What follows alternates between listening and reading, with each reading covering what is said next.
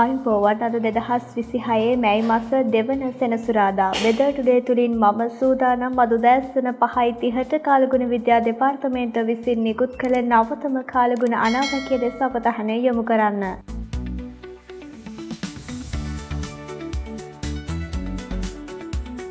කාලගුණ විද්‍යා දෙපාර්තමේන්තුව සඳහන් කරන ආකාරයට අද දවසේදී බස්නාහිර, සබරගමුව, මධ්‍යම, ඌව සහ නැගෙනහිර පළාත්වලත්, ගාල්ල, මාතර සහ පොළොන්නරුව දිස්ත්‍රික්කවලත් පසරු එකෙන් පමණ පසුව තැනින් තැන වැසි හෝ ගිගුරුම් සහිත වැසි ඇති විය හැකියි. ඒ වගේම දකුණු පළාතෙත් කළුතර සහ කොළඹ දිස්ත්‍රික්කවල වෙරළබඩ ප්‍රදේශවල ප්‍රධාන වශයෙන් උදෑසන කාලයේදී වැසි ස්වල්පයක් ඇති විය හැකි බව කාලගුණ විද්‍යා දෙපාර්තමේන්තුව විසින් නිකුත් කළ නවතම නිවේදනයේ සඳහන්. එවැගේම මධ්‍යම, සබරගමුව සහ ඌව පළාත්වලත් අම්පාර සහ පොළොන්නරුව දිස්ත්‍රික්කවල ඇතැම් ස්ථානවල උදෑසන කාලයේදී මේතුම් සහිත තත්ත්වයක් දැකගත හැකියි. අපි ඊළඟට අවධානය යොමු කරන්නේ කාලගුණ විද්‍යා දෙපාර්තමේන්තුව විසින් ඉදිරි පැය 24ට දිවයින වටා වන මුහුදු ප්‍රදේශ සඳහා නිකුත් කළ නවතම කාලගුණ අනාවැකිය දෙස.